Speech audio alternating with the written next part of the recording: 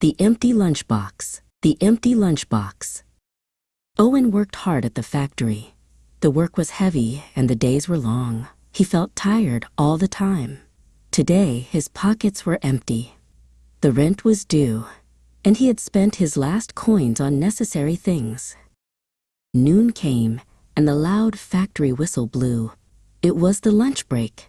Owen walked slowly to his locker. He opened his old metal lunchbox.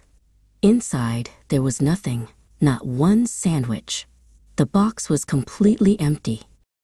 Vera worked next to Owen. She was also tired, but she always packed enough food for herself. She had seen him open the empty box. She knew the deep, painful feeling of hunger too. She remembered the hard times from her own past. Vera opened her own lunchbox. She had a big, warm bread roll and a small apple. It was her only food for the day. She did not need 2 pieces of food for herself. She needed her friend to have strength. She walked slowly over to him.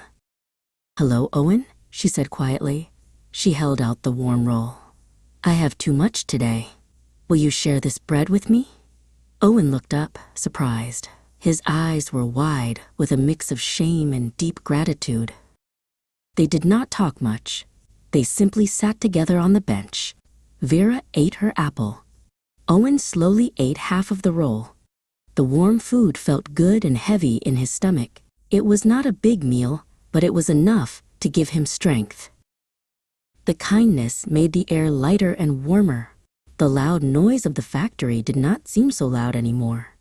They were 2 people facing hard times, but now they were not alone. A small act of sharing had made a big, bright difference. When the long day finally ended, Owen felt better. He was still physically tired, but his heart felt full of warmth. He knew that when we have little, sharing that little bit is the most important thing we can do. Kindness is the strongest food. The moral of the story: sharing what we have, even when times are difficult and you have very little, can give both the giver and the receiver strength and hope.